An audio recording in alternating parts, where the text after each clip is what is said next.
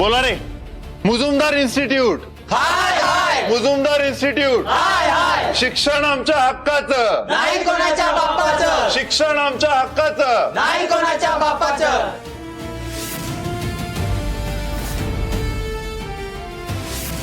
Sir, सगळी मुलं आमच्या बाजूने आहेत. तुम्ही जर सगळं मान्य केलं नाही तर हे आंदोलन असंच चालू राहील.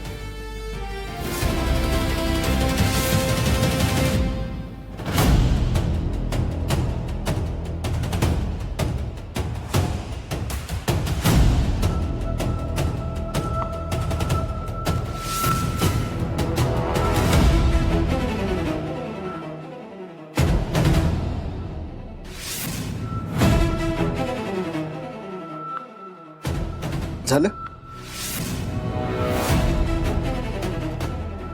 आता मी बोलू. बघा, आमच्या बाजूनं बोलायचं असेल तर बोला, नाहीतर राहू देत. तर तुमचा विरोध अटेंडन्सला आहे, बरोबर? हो.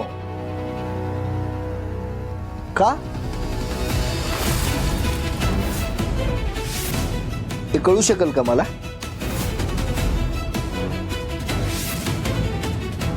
नाही म्हणजे तुम्ही कॉलेजमध्ये शिक्षण घ्यायला आलात ना, मग जर क्लासच अटेंड केले नाही तर शिक्षण कसं मिळणार?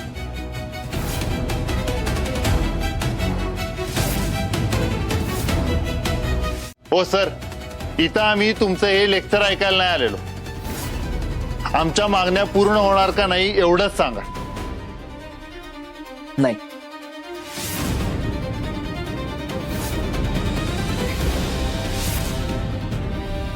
ठीक आहे, मग हे आंदोलन असंच चालू राहील. चला रे. तुम्हाला जेवढा लढा द्यायचा आहे तेवढा लढा द्या.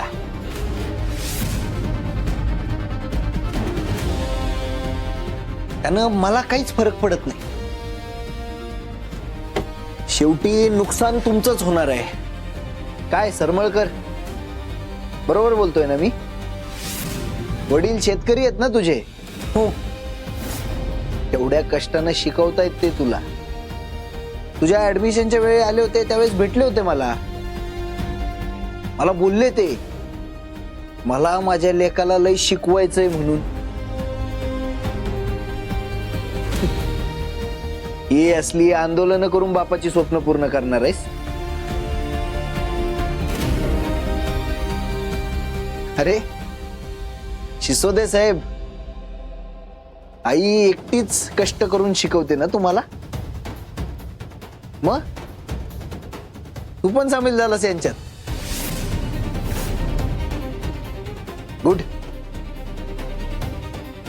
अरे जर परीक्षेला बसला नाही तर वर्ष वाया जाईल तुमचं, आणि या वाया गेलेल्या वर्षाची फीस तुम्हालाच भरावी लागणार आहे. एवढी साधी गोष्ट कळत नाही तुम्हाला?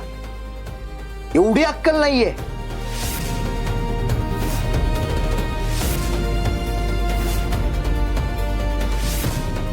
बघा सर, तुम्ही मुलांना भडकवू नका. भडकवत नाहीये मी, फक्त रियालिटीची जाणीव करून देतोय. हे बघा, अजूनही वेळ गेलेली नाहीये. आत्ताच्या आत्ता तुमचं हे आंदोलन मागं घ्या आणि परीक्षेला बसा. पण आमचं अटेंडन्स कमी आहे सर.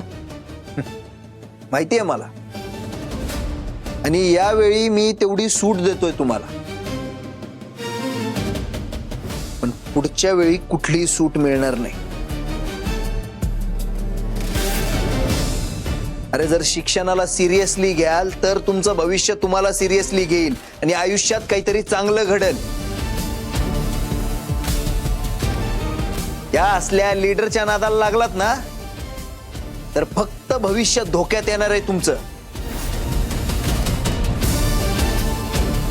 त्यामुळे आता काय करायचंय ना ते तुमचं तुम्हीच ठरवा.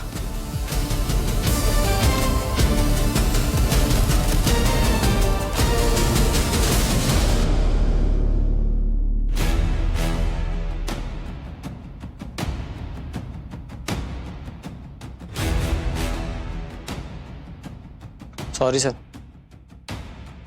चुकलं आमचं. आम्हाला परीक्षेला बसायचं.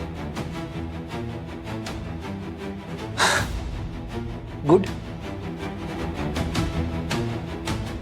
Very good.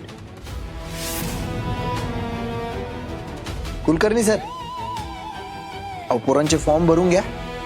हो सर. आणि हा, मला माझ्या कॉलेजमध्ये परत असला गोंधळ नकोय.